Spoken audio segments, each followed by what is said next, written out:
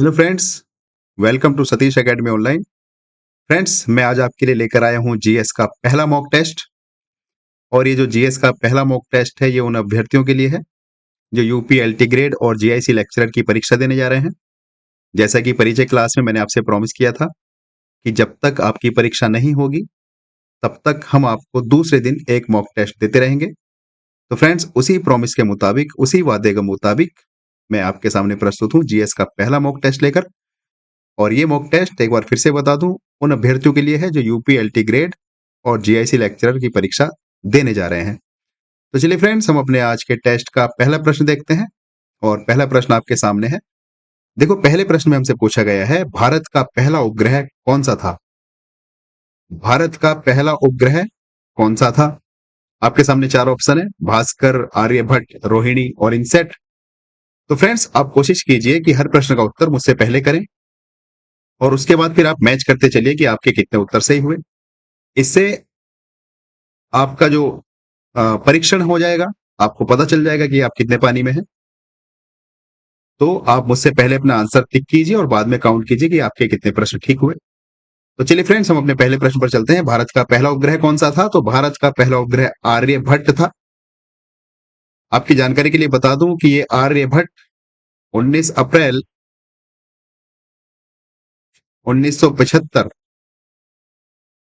19 अप्रैल 1975 में भारत सरकार द्वारा अंतरिक्ष में लॉन्च किया गया था। ये भारत का पहला उपग्रह था और इस उपग्रह के माध्यम से, अर्थात आर्यभट्ट के माध्यम से, भारत ने अंतरिक्ष के क्षेत्र में अपनी उपस्थिति दर्ज कराई थी। और इस आर्यभट्ट के माध्यम से भारत ने अंतरिक्ष के क्षेत्र में अपनी भविष्य की नींव रखी थी। तो फ्रेंड्स, इस तारीख पर गौर कीजिए, 19 अप्रैल 1975। अभी क्या, कौन सा सन चल रहा है? अभी चल रहा है सन 2025। तो आप देखिए कितने वर्ष हो गए इस घटना को। इस घटना को हो गए हैं पूरे पूरे 50 वर्ष। और फ्रेंड्स, चूंकि इस घटना को 50 वर्ष हो गए हैं कंप्लीट, इस दृष्टि से यह प्रश्न आपकी परीक्षा के लिए बहुत ही इंपॉर्टेंट है। आप ये मान के चलिए कि बहुत ही हाई चांस है इस प्रश्न के पूछे जाने के, क्योंकि पूरे 50 वर्ष इस घटना को हो गए हैं। ये हमारे भारत का पहला उपग्रह था आर्यभट्ट, जो अंतरिक्ष में लॉन्च किया गया था। और फ्रेंड्स, जैसे कि आप जानते हैं, अभी वर्तमान में गगन मिशन भी चल रहा है, गगनयान मिशन, जो शुभांशु शुक्ला है, अभी सही सलामत पृथ्वी पर लौटे हैं।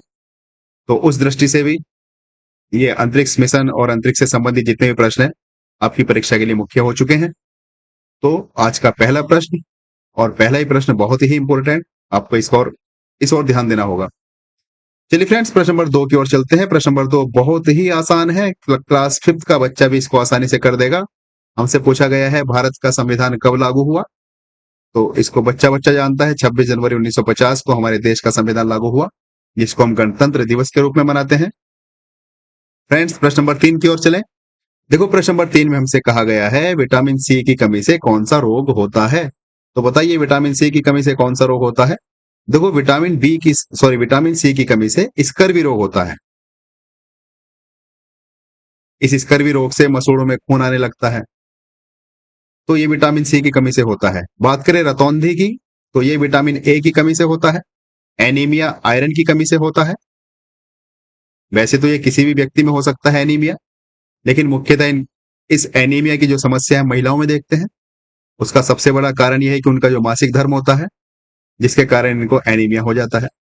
बात करें बेरी बेरी, तो देखो, बेरी बेरी जो विटामिन B1 है उसकी कमी के कारण होता है। तो हमसे पूछा गया है विटामिन सी से कौन सा रोग होता है। तो विटामिन सी से स्कर्वी रोग होता है, ऑप्शन नंबर बी। चलिए फ्रेंड्स, प्रश्न नंबर 4 की ओर चलते हैं। प्रश्न नंबर 4 में हमसे पूछा गया है पृथ्वी का सबसे ऊंचा पर्वत कौन सा है। तो इसको भी शायद बच्चा बच्चा जानता है, हमने बचपन में ही पढ़ा था, माउंट एवरेस्ट। और इसकी ऊंचाई लगभग लगभग 8,848 मीटर है। ये पृथ्वी का सबसे ऊंचा पर्वत है, जो कि तिब्बत में है। चलिए प्रश्न नंबर 5 की ओर चलते हैं। प्रश्न नंबर 5 में हमसे पूछा गया है भारत का राष्ट्रीय पशु कौन सा है।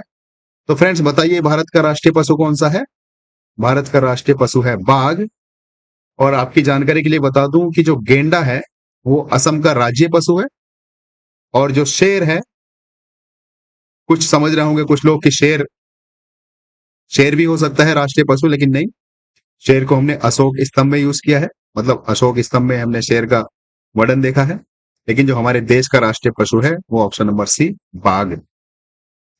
चलिए फ्रेंड्स, प्रश्न नंबर 6 की ओर चलते हैं। प्रश्न नंबर 6 में हमसे पूछा गया है, भारत का जो संसद है अर्थात भारतीय संसद, उसका उच्च सदन कौन सा है? तो देखो, भारतीय संसद में जो राज्यसभा है वो उच्च सदन कहलाती है, और जो लोकसभा है वो निम्न सदन कहलाती है। तो लोकसभा हुआ निम्न सदन, और जो राज्यसभा है वो हुआ उच्च सदन। तो हमसे यही पूछा गया था कि भारतीय संसद में उच्च सदन कौन सा है, तो भारतीय संसद में उच्च सदन राज्यसभा है। बात करें राज्यों की, तो राज्यों में जो विधान परिषद है वो उच्च सदन होता है। चलिए फ्रेंड्स, प्रश्न नंबर 7 की ओर बढ़ते हैं। प्रश्न नंबर 7 में हमसे पूछा गया है, गंगूबाई काठियावाड़ी फिल्म का निर्देशन किसने किया? आपके सामने 4 ऑप्शन है, अनुराग कश्यप, संजय लीला भंसाली, करण जौहर या फिर रोहित शेट्टी। तो फ्रेंड्स, इसका उत्तर हो जाएगा संजय लीला भंसाली। गंगूबाई काठियावाड़ी फिल्म का निर्देशन करने वाले जो निर्देशक हैं वो संजय लीला भंसाली हैं। फ्रेंड्स, प्रश्न नंबर 8 में हमसे पूछा गया है, पेनिसिलिन की खोज किसने की थी? तो देखिए, पेनिसिलिन क्या है पहले तो ये समझते हैं। चलिए पहले आंसर की बात कर लेते हैं। देखो, पेनिसिलिन की खोज अलेक्जेंडर फ्लेमिंग ने की, ऑप्शन नंबर ए। देखो, ये जो पेनिसिलिन है ये एक एंटीबायोटिक है, ये एक एंटीबायोटिक है, और इसकी बहुत इंटरेस्टिंग है कहानी है इसकी खोज की। कहानी यह है कि जब अलेक्जेंडर फ्लेमिंग एक बार अपनी लैब में बैठे थे, इन्होंने देखा जो फफूंद है वो फफूंद जीवाणुओं को मार रही है। कहीं दीवार पर फफूंद लग रही थी, वहां पर कुछ बैक्टीरिया घूम रहे थे, तो फफूंद के पास जैसे ही आते या फफूंद पे जैसे ही बैठते थे मर जाते थे। तो जो अलेक्जेंडर फ्लेमिंग है, उनका दिमाग दौड़ गया तुरंत कि इस फफूंद के माध्यम से या इस फफूंद का यूज करके हम एंटीबायोटिक बना सकते हैं। तो तब उन्होंने पेनिसिलिन की खोज की, और ये पेनिसिलिन एक एंटीबायोटिक है, और इनकी खोज किसने करी पेनिसिलिन की? अलेक्जेंडर फ्लेमिंग ने की। फ्रेंड्स, प्रश्न नंबर 9 की ओर चलते हैं। प्रश्न नंबर 9 में हमसे पूछा गया है, ग्रीन हाउस गैसों में प्रमुख गैस कौन सी है? तो बताइए, ग्रीन हाउस गैसेस में जो प्रमुख गैस है वो कौन सी है? वो है कार्बन डाइऑक्साइड। आपको पता होगा ग्रीन हाउस गैसेस का क्या काम है।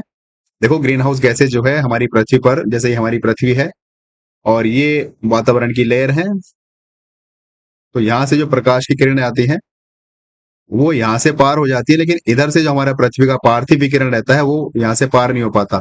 अर्थात प्रकाश हमारी पृथ्वी तक पहुंच जाता है, लेकिन जो पार्थिव विकिरण होता है हमारी पृथ्वी से वो बाहर नहीं जा पाता है। ग्रीन हाउस गैसेस रहती है यहाँ पर, और इन ग्रीन हाउस गैसेस का फायदा इतना होता है कि हमारी पृथ्वी का तापमान ना तो एकदम से घटता है ना एकदम से बढ़ता है।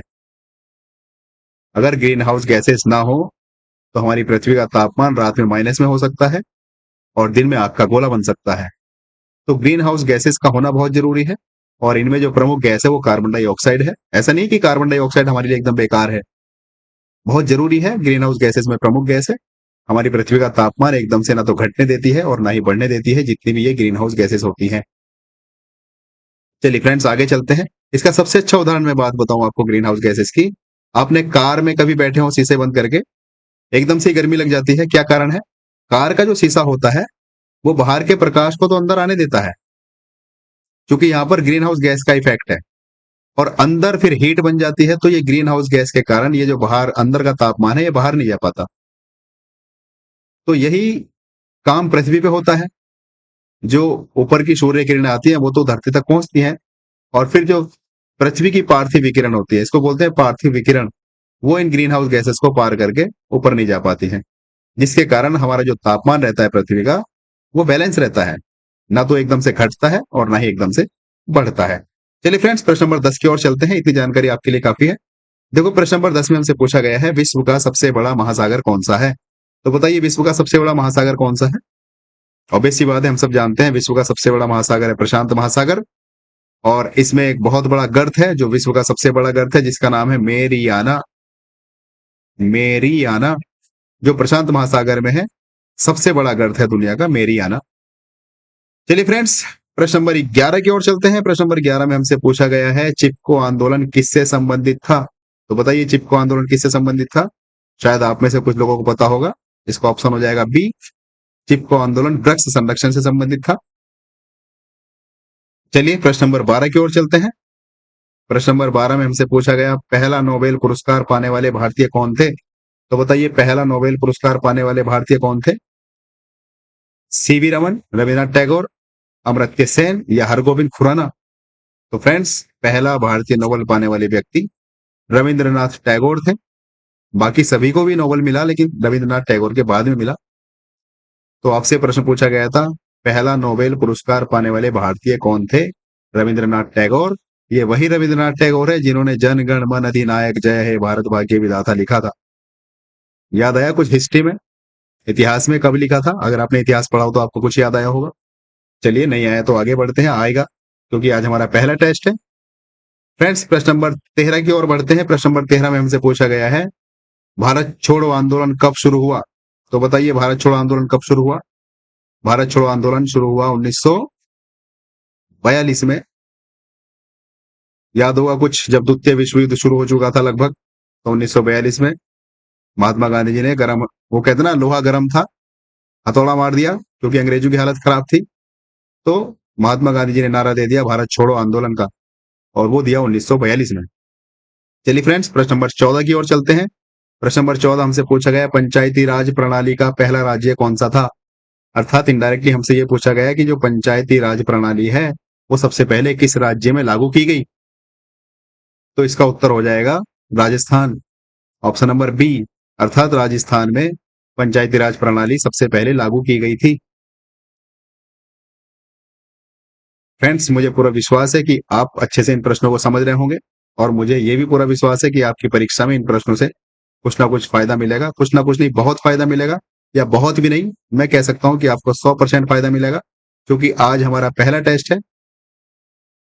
लेकिन जब तक आपका एग्जाम होगा तब तक हम आपको हर दूसरे दिन इसी तरह से एग्जाम टेस्ट देते रहेंगे, और जब आप लगभग 15, 20, 25 टेस्ट कर लोगे, तब अपने आप को देखना, आज से कंपैरिजन करना आज से, कि आपका कितना सुधार हुआ है। तो चलिए फ्रेंड्स, आगे बढ़ते हैं प्रश्न नंबर 15 की ओर। देखो, प्रश्न नंबर 15 में हमसे पूछा है पानी का रासायनिक सूत्र क्या है? देखो, इसको भी हम अच्छे से जानते हैं। पानी का रासायनिक सूत्र है H2O, अर्थात हाइड्रोजन के 2 परमाणु होते हैं पानी में और ऑक्सीजन का 1 होता है। ये जो CO2 है ये कार्बन डाइऑक्साइड का रासायनिक सूत्र है, O2 ऑक्सीजन का है, और जो NaCl है ये सोडियम क्लोराइड का रासायनिक सूत्र है। चलिए फ्रेंड्स, हमसे तो ये पूछा था पानी का रासायनिक सूत्र क्या है, तो पानी का रासायनिक सूत्र हो जाएगा H2O। प्रश्न नंबर 16 की ओर बढ़ते हैं। प्रश्न नंबर 16 में हमसे पूछा है किस ग्रह को लाल ग्रह कहा जाता है? बहुत ही मुख्य प्रश्न है फ्रेंड्स, इसका मैं लॉजिक बताऊंगा क्यों। फिलहाल आपसे पूछा है किस ग्रह को लाल ग्रह कहा जाता है, तो इसका उत्तर हो जाएगा मंगल ग्रह, अर्थात option number A. Option number A, मंगल ग्रह को लाल ग्रह कहा जाता है। देखो फ्रेंड्स, लाल ग्रह कहने का मतलब क्या है? लाल ग्रह कहने का मतलब यह है कि जो मंगल ग्रह है वहां की जो मिट्टी है वो लाल है, मिट्टी का रंग लाल है। और मिट्टी का रंग लाल होता है कब? वो तब होता है जब लोह ऑक्सीकरण हो, अर्थात मिट्टी में लोहा हो और उस लोहे की क्रिया पानी से हो, उसको बोल देते हैं लोह ऑक्सीकरण। तो हमारे जो वैज्ञानिक हैं, अंतरिक्ष वैज्ञानिक, वो इस खोज में लगे हुए हैं लगातार कि क्या मंगल ग्रह पर लोहा है, क्योंकि मिट्टी लाल है। और लाल रंग मिट्टी का तभी होता है जब मिट्टी में लोहे की मात्रा हो, और जब उस लोहे की मात्रा का ऑक्सीकरण होगा पानी के साथ, रासायनिक अभिक्रिया होती है, तो यहाँ पर भौतिक अभिक्रिया कह लो, तो उस अभिक्रिया के कारण जो मिट्टी का रंग है लाल लाल हो जाता है।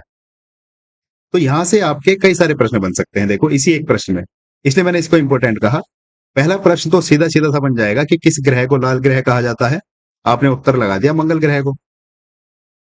दूसरा प्रश्न ये भी तो बन सकता है कि लाल ग्रह क्यों कहा जाता है, क्या कारण है, आपको ऑप्शन दे देगा। क्या वहां पर लोहे की अधिकता हो सकती है, क्या वहां पर निकिल हो सकता है, क्या वहां पर कॉपर हो सकता है, क्या चांदी हो सकता है, क्या तांबा हो सकता है, आपको इस तरह के ऑप्शन दे दिए जाएंगे। तो इसलिए मैंने आपको बताया मिट्टी का लाल कलर इसलिए होता है जब मिट्टी में लोहे की मात्रा होती है और उस लोहे की मात्रा का संपर्क पानी से होता है, तो पानी और लोहे की आपस में कुछ अभिक्रिया होती है जिसके कारण मिट्टी का कलर लाल हो जाता है। फ्रेंड्स, मुझे पूरी आशा है कि अब आप समझ गए होंगे। चलिए प्रश्न नंबर 17 की ओर चलते हैं। देखो, प्रश्न नंबर 17 में हमसे कहा है गीतांजलि किसकी रचना है? तो बताइए गीतांजलि किसकी रचना है? देखो, गीतांजलि रविन्द्रनाथ टैगोर जी की रचना है, ऑप्शन नंबर सी इसका उत्तर हो जाएगा। गीतांजलि रविन्द्रनाथ टैगोर जी की रचना है। चलिए प्रश्न नंबर 18 की ओर चलते हैं और प्रश्न नंबर 18 में हमसे पूछा गया है राज्यपाल की नियुक्ति कौन करता है? तो बताइए प्रधानमंत्री करता है क्या? बिल्कुल नहीं। मुख्यमंत्री, क्योंकि राज्यपाल तो राज्यों में होता है। आप में से कुछ सोच रहे होंगे कि मुख्यमंत्री करता होगा, बिल्कुल नहीं। तो राज्यपाल की नियुक्ति फ्रेंड्स करता है राष्ट्रपति। अगर आपने हमारी करंट अफेयर की क्लास देखी होगी परसों तरसों की 2 दिन पहले की, तो मैंने आपको बताया था कि एक राज्य में राष्ट्रपति जी ने अभी अभी हाल ही में गवर्नर की नियुक्ति की है, अर्थात राज्यपाल की।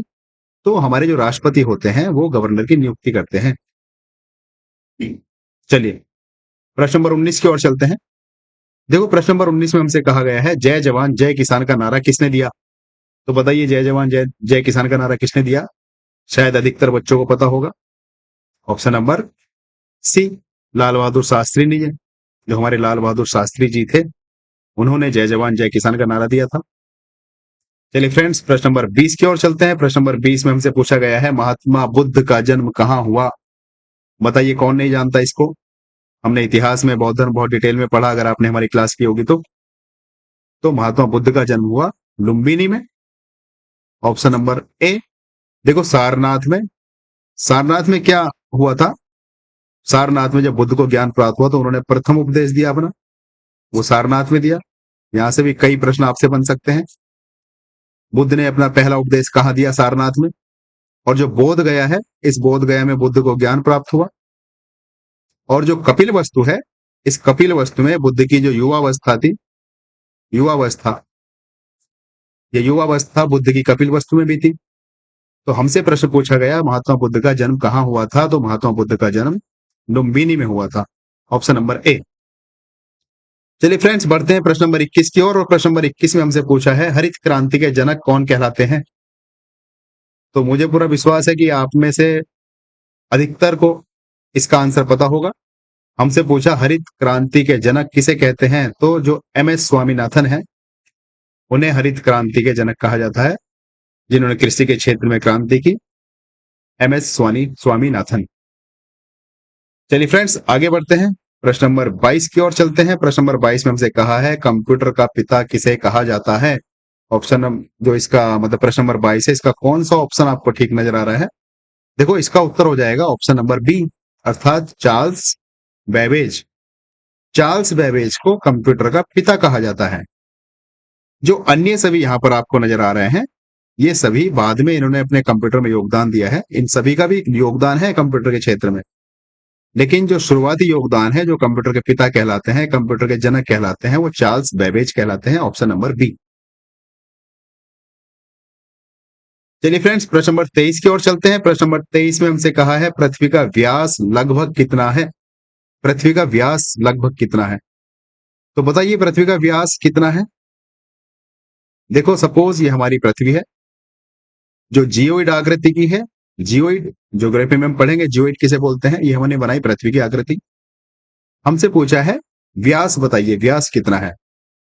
तो देखो व्यास कहते हैं इस वाले छोर से इस वाले छोर पर अगर मैं जाऊं तो एक सीधी लाइन खींचूंगा। देखो जो वृत्त होता है, अगर पृथ्वी को हम थोड़ी देर के लिए एकदम वृत्त मान लें, तो ये हमारी पृथ्वी है। और व्यास का मतलब है कि तुम इस वाले छोर से इस वाले छोर पे जाना चाहते हो, ये पूरा व्यास है वृत्त का। तो ये बताना है कि जो व्यास की लंबाई है पृथ्वी की, ये कितनी है। तो बताओ कितनी हो जाएगी? Option number B, 12,742 kilometre. देखो फ्रेंड्स ये भी आपके लिए इंपॉर्टेंट प्रश्न है, कारण बताता हूं क्यों है। यहां से भी आपसे 2 या 3 प्रश्न बन सकते हैं। एक प्रश्न तो आपके सामने है कि पृथ्वी का व्यास कितना है। हमने बता दिया पृथ्वी का व्यास 12,742 किलोमीटर है। लेकिन वो हमसे व्यास ना पूछ के त्रिज्या भी पूछ सकता है। ये बताइए पृथ्वी की त्रिज्या कितनी है? तो जो स्टूडेंट्स मैथ के छात्र हैं, जो अभ्यर्थी मैथ के छात्र हैं, उनको तुरंत समझ में आ गया होगा, क्योंकि जो त्रिज्या होती है वो आधी होती है व्यास की। अर्थात अगर हम यहाँ पर ये वृत्त का केंद्र मान ले, तो इस केंद्र से आप किसी भी धोरे पे चले जाइए, वो त्रिज्या कहलाएगी। तो ये इधर की कह दो, या तो ये त्रिज्या है या ये त्रिज्या है, बीच में एकदम आधा। तो व्यास का आप आधा कर दीजिए, त्रिज्या आ जाएगी। तो त्रिज्या का अगर मैं फॉर्मूले की बात करूं तो हो जाएगा व्यास बटे 2। तो अगर व्यास हमारे पास 12,742 है, तो त्रिज्या कितनी होगी? त्रिज्या हो जाएगी 6,371। तो फ्रेंड्स, इस प्रश्न में आपसे ये वाला प्रश्न भी पूछा जा सकता है कि पृथ्वी की त्रिज्या बताइए, त्रिज्या कितनी होगी? तो पृथ्वी की त्रिज्या होगी 6371 किलोमीटर। और अगर हमसे पूछेगा व्यास, तो व्यास होगा 12742 किलोमीटर। और फ्रेंड्स, इसमें एक प्रश्न और बन जाता है कि पृथ्वी की परिधि बताओ कितनी होगी। तो सबसे पहले तो हम ये समझते हैं कि परिधि कहते किसे हैं। देखो, जैसे हमारे सामने ये पूरा सर्किल है, इसको हमने पृथ्वी मान लिया। तो ये जो चारों तरफ की जो ये लंबाई है इस सर्किल की, ये पूरी परिधि कहलाती है, चारों तरफ का जो है। तो उसी तरह से पृथ्वी की परिधि की अगर आपसे लंबाई पूछी जाए, पृथ्वी की परिधि की लंबाई बताइए कितनी होगी, तो फ्रेंड्स वो होगी 40,075 किलोमीटर। आप इसको चाहें तो नोट कर सकते हैं। ये होती है 40,075 किलोमीटर। ये किलोमीटर में है। ये पृथ्वी की परिधि है। तो आपसे पृथ्वी के संबंध में ये 3 प्रश्न बन सकते हैं। एक तो पृथ्वी का व्यास बताइए कितना होता है, वो होता है 12,742 किलोमीटर। दूसरा प्रश्न पृथ्वी के संबंध में आपसे बन सकता है कि पृथ्वी की त्रिज्या बताइए। तो पृथ्वी की त्रिज्या होती है 6,371 किलोमीटर। और चौथा प्रश्न आपसे बन सकता है कि पृथ्वी की परिधि की लंबाई बताइए। तो पृथ्वी की परिधि की लंबाई होती है 40,075 किलोमीटर। चलिए फ्रेंड्स, मुझे आशा है कि आपने अच्छे से इस प्रश्न को समझा होगा। हम अपने प्रश्न नंबर 24 की ओर चलते हैं। प्रश्न नंबर 24 में हमसे पूछा है कि रामचरितमानस किसने लिखी। बताइए, इसको कौन नहीं जानता, रामचरितमानस किसने लिखी? ऑप्शन नंबर ए, तुलसीदास ने। तो रामचरितमानस तुलसीदास जी ने लिखी।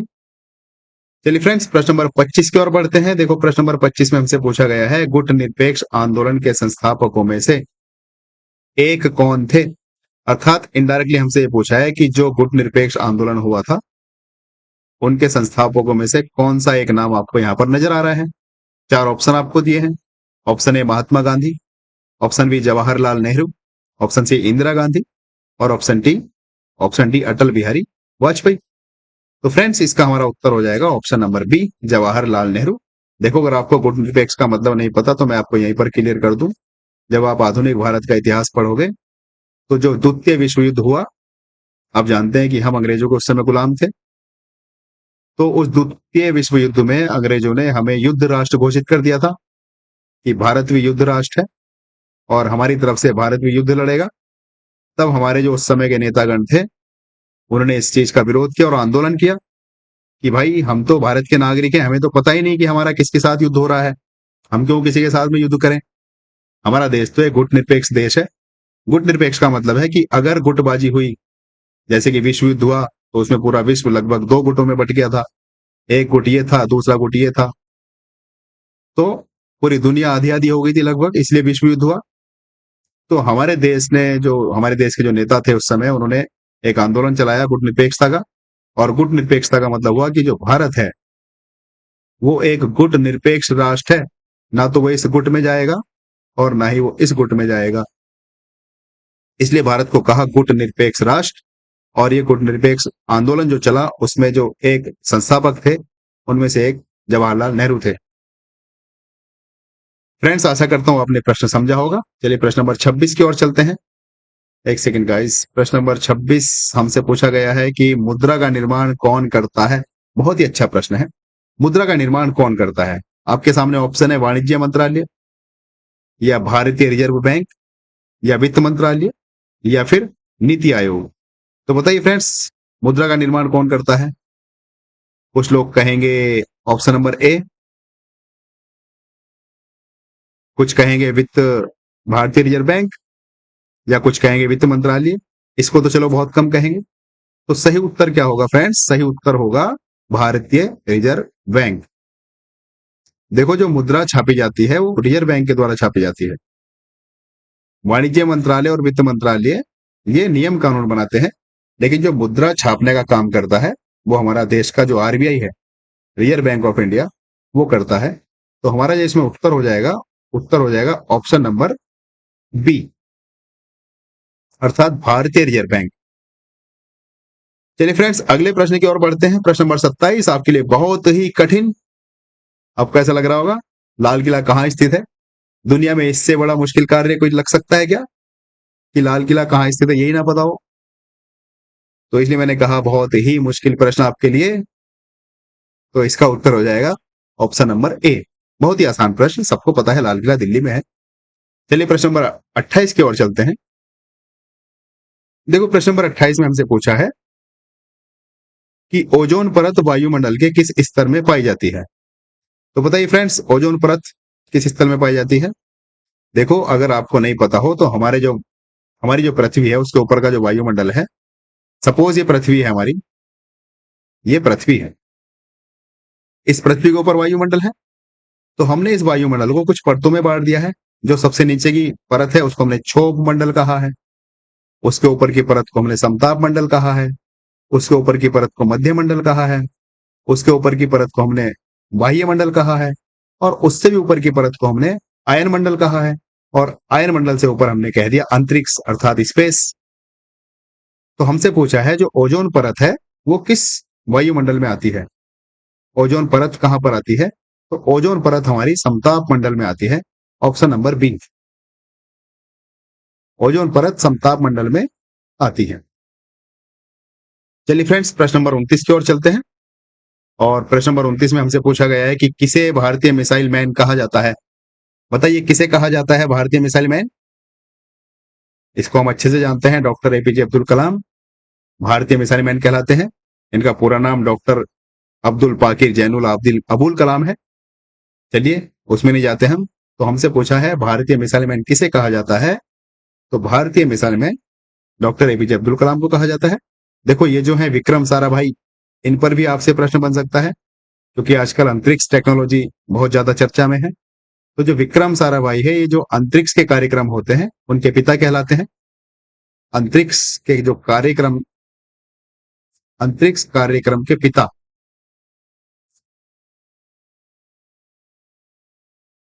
अंतरिक्ष कार्यक्रम के पिता कौन कहलाते हैं, आपसे प्रश्न पूछा जा सकता है, तो वो है विक्रम साराभाई। हमसे इस प्रश्न में पूछा गया है किसे भारतीय मिसाइल मैन कहा जाता है, तो डॉक्टर एपीजे अब्दुल कलाम को भारतीय मिसाइल मैन कहा जाता है। चलिए फ्रेंड्स प्रश्न नंबर 30 की ओर चलते हैं। और देखो प्रश्न नंबर 30 मैथ का है, क्योंकि आपके जो जीएस है उसमें मैथ भी है। तो मैंने आपसे परिचय क्लास में ये प्रॉमिस किया था कि एक या दो प्रश्न मैं मैथ का भी लेकर चलूंगा, और हम ये टारगेट करेंगे कि मैथ का कौन सा प्रश्न बन सकता है। तो हमने आज टारगेट किया है कि पहला प्रश्न आपसे मैथ में पूछा जा सकता है कि 1 से लेकर 50 तक की सभी संख्याओं का योगफल बताओ, अर्थात प्राकृतिक संख्याओं के योगफल के आधार पर आपसे प्रश्न पूछा जा सकता है। तो फ्रेंड्स 1 से लेकर 50 तक की सभी संख्याओं का योगफल आपको बताना है कितना होगा। मैं आपको बता दूं, हमने मैथ की क्लास चला रखी है, उसमें जो हमारा पहला चैप्टर है नंबर सिस्टम, उस चैप्टर का हमारा ये प्रश्न है। और प्रश्न बहुत सिंपल है, 1 से लेकर 50 तक की संख्याओं का योगफल। इसका एक फॉर्मूला होता है, फॉर्मूला ये होता है n इंटू एन प्लस 1/2। जहां पर n हमें कितना रखना है, n रखना है 50, क्योंकि 50 तक की संख्याओं का योगफल पूछा है। तो जब हम यहाँ पर n बराबर 50 रखेंगे तो हमारे पास हो जाएगा 50 गुणा 51, क्योंकि इस ब्रैकेट में n प्लस 1 करेंगे अर्थात 50 प्लस 1 और बटे 2। देखो इस 2 से 50 कट जाएगा 25 बार। तो अब हमारे पास बचा 25 गुणा 51, और जब हम 25 गुणा 51 करेंगे तो देखो 25 ही कम 25, 25 से हम 25 का 5 हासिल लगे 2, और 25 पंजे 125 होता है, और 2 हासिल के 175 अर्थात 1275, ऑप्शन नंबर सी। तो फ्रेंड्स ये आपके लिए मैथ का प्रश्न था, 1 से लेकर 50 तक की सभी संख्याओं का योगफल बताना था। इसका फॉर्मूला होता है n इंटू एन प्लस 1। और भी बहुत सारे प्रश्न बनते हैं इसमें, जैसे कि विषम संख्याओं का योगफल बताओ, सम संख्याओं का योगफल बताओ, वर्गों का योगफल बताओ, घनों का योगफल बताओ। तो फ्रेंड्स अगर आपने हमारी मैथ की क्लास नहीं करी है या आप करना चाहते हैं, आपको लगता है जरूरी, तो आप कर लीजिए। देखो ये हमारा चैनल है यूट्यूब पर सतीश एकेडमी ऑनलाइन, और इस सतीश एकेडमी ऑनलाइन पर देश की सभी प्रतियोगी परीक्षाओं की तैयारी की जाती है। और उन प्रतियोगी परीक्षाओं में जो जो पूछा जाता है हम सब पढ़ाते हैं, जैसे कि जीएस, जैसे कि मैथ, रीजनिंग, और ये इंग्लिश है, ये एच है यहाँ पर, इंग्लिश और करंट अफेयर। तो फ्रेंड्स अगर आपको इनमें से कोई भी विषय पढ़ना हो या सभी विषय पढ़ने हो, तो आप हमारे सतीश एकेडमी ऑनलाइन पर आइए और इनमें से कोई सा भी सब्जेक्ट आप पढ़ सकते हैं। तो फ्रेंड्स ये आज का हमारा मॉक टेस्ट फर्स्ट था। आशा करता हूं कि आपको अच्छा लगा होगा। ये आंसर की है हमारी। तो मैंने जैसे कि आपसे कल बताया था कि अगर आप चाहें तो मैं इसको व्हाट्सएप चैनल पर आपको दे सकता हूँ। हमारा व्हाट्सएप चैनल है जिसका लिंक मैंने, जो हमारा होम पेज है, हमारा जो ग्रुप जो चैनल है यूट्यूब पर सतीश एकेडमी ऑनलाइन, उसका जो होम पेज है वहां पर मैंने अपने व्हाट्सएप चैनल का लिंक दे रखा है। आप हमारे इस चैनल पर ज्वाइन हो सकते हैं और ये पीडीएफ अगर आपको चाहिए तो मैं विद आंसर की ये पीडीएफ आपको दे सकता हूँ। तो फ्रेंड्स चलिए, इन्हीं शब्दों के साथ मैं आपसे विदाई लेता हूँ। और विदाई लेने से पहले एक बार आपसे अपील करता हूं कि अगर अभी तक आपने हमारा ये चैनल सब्सक्राइब नहीं किया है तो आपसे अपील है कि हमारे इस चैनल को सब्सक्राइब कीजिए। और अगर आपने सब्सक्राइब कर लिया है तो फिर आपसे मेरी रिक्वेस्ट है कि आप इसको शेयर कीजिए ताकि अधिक से अधिक स्टूडेंट्स हमारे इस चैनल का फायदा उठा सकें। तो चलिए फ्रेंड्स, इन्हीं शब्दों के साथ फिर मिलता हूं अगले टेस्ट में। तब तक के लिए बाय बाय, टेक केयर।